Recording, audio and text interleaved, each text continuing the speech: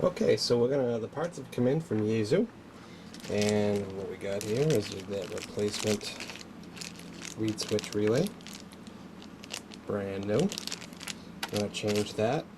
I've got two regular contact relays. Those relays are going to be replaced are the two AB antenna switch relays. Want to make sure that those haven't arced over, so I'm going to change them anyway, just to be safe. And I got all the various SMD components that I'm going to need to repair the circuit board with that have blown up and fried. So with any luck, we'll have to see what happens when I put it all back together, and it should work. Alright, so I've pulled the antenna switch relays out. These are the two white ones here. I think they're made by NAIS. Not sure what that is, but here's the model of the old relays.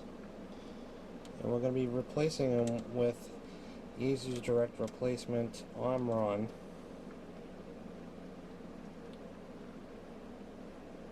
Let's see if I can read that.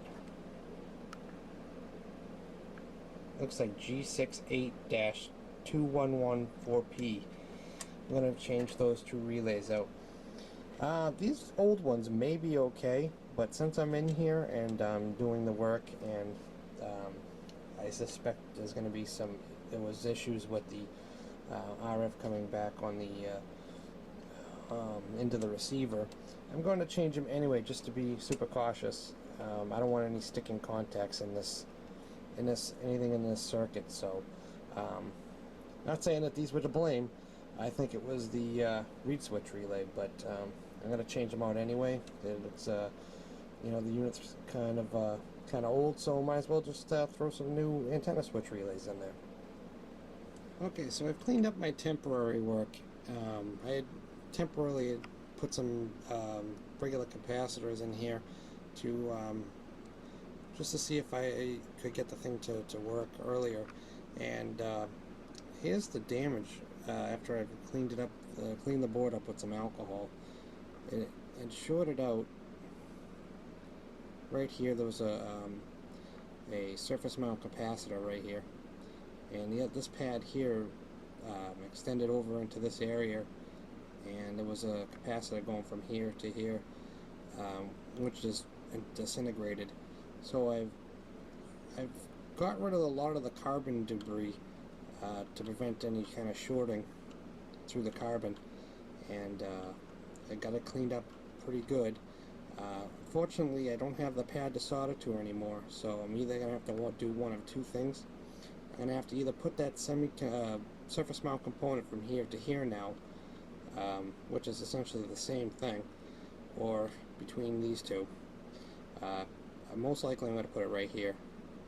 And this component here was wiped away with the explosion or whatever happened.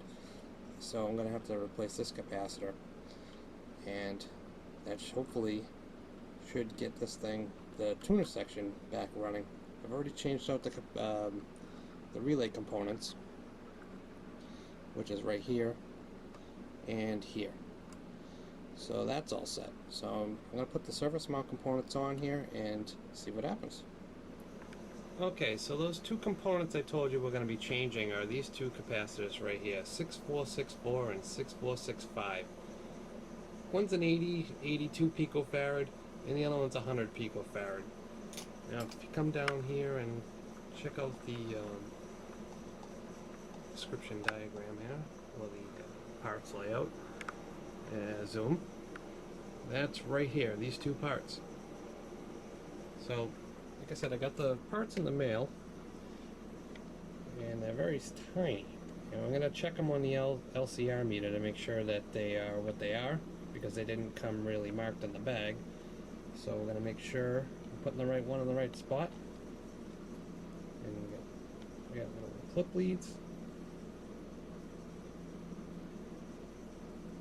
That's the 80, 82, and that's going to be the 100, but we'll test it.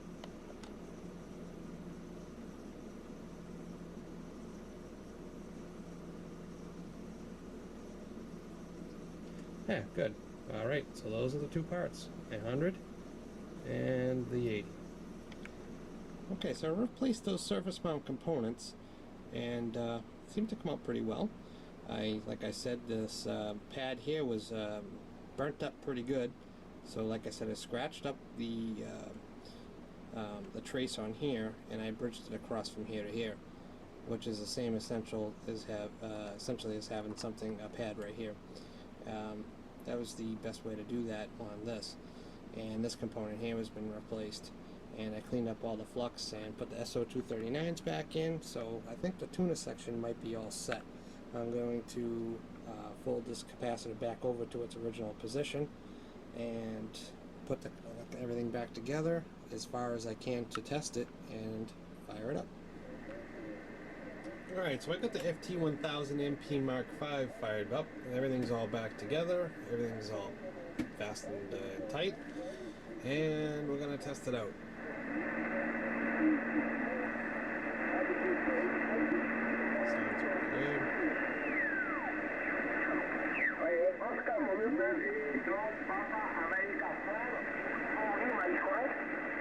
Try the attenuator.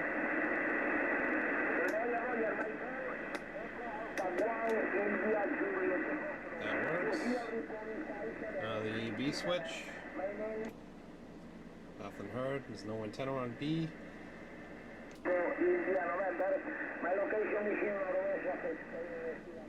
So that's good. I think that's a win. That's definitely a good success. It works. So that's good. They'll be happy, and just clean it up and get it out the door.